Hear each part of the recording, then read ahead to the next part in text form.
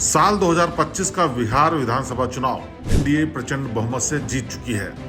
इस जीत में एनडीए के हर साथी ने अपने स्तर पर जिम्मेदारी को बखूबी निभाया, लेकिन इस सबसे इतर जो इसमें एक सबसे कारगर फैक्टर रहा वो था योगी आदित्यनाथ फैक्टर। वो फैक्टर जिसका जिक्र चुनावी पंडितों ने कम किया, वो था योगी आदित्यनाथ का सघन और लक्ष्य केंद्रित प्रचार।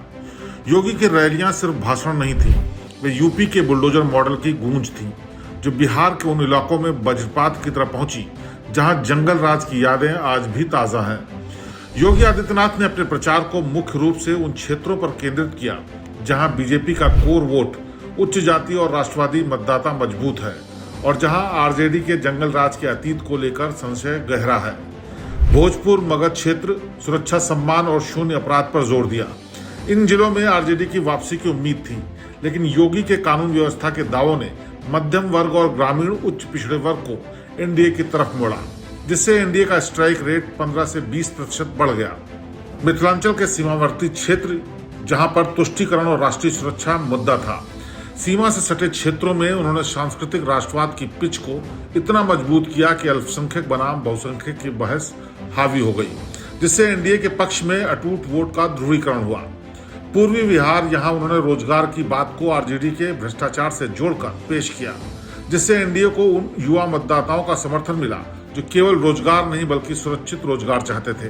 आंकड़े बताते हैं कि जिन विधानसभा क्षेत्रों से 5 किलोमीटर के दायरे में योगी आदित्यनाथ ने रैलियां की, वहां एनडीए उम्मीदवारों का जीतने का औसत प्रतिशत राज्य के समान औसत से 10% से अधिक रहा।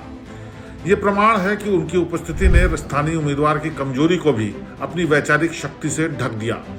योगी आदित्यनाथ का असर 3 शक्तिशाली बिंदुओं पर केंद्रित था। सबसे पहला, लॉ एंड ऑर्डर का बुलडोजर ब्रांड। बिहार में आरजेडी के खिलाफ जंगल राज का सबसे शक्तिशाली हथियार केवल बीजेपी के पास था और उस हथियार को धार देने वाले थे योगी।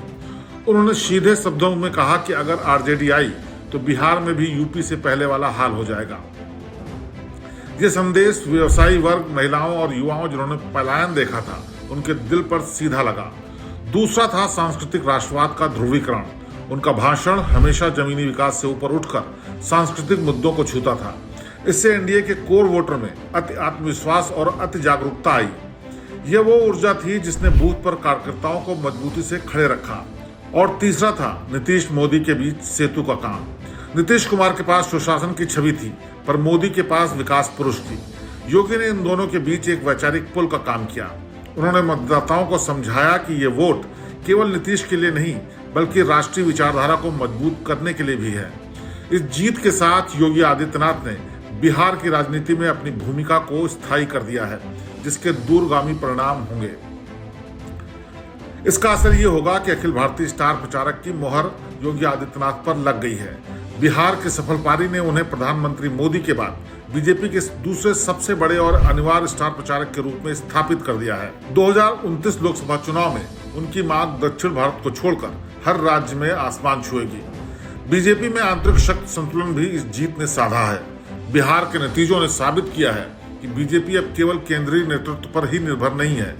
योगी का ब्रांड उन्हें अपने दम पर वोट खींचने की क्षमता देता है, जिससे आने वाले समय में पार्टी के भीतर उनकी साख और निर्णय लेने की शक्ति और बढ़ेगी। बिहार में सांस्कृतिक राजनीति का प्रवेश योगी के प्रभाव से अब यह तय हो गया है कि बिहार में राजनीति केवल जाति और सामाजिक न्याय तक सीमित नहीं रहेगी। सुरक्षा और राष्ट्रवाद जैसे मुद्दे अब स्थायी रूप से एजेंडे में शामिल हो चुके हैं, जिससे आरजेडी और अन्य दलों के लिए भी अपनी रणनीति को पूरी तरह से बदलना होगा।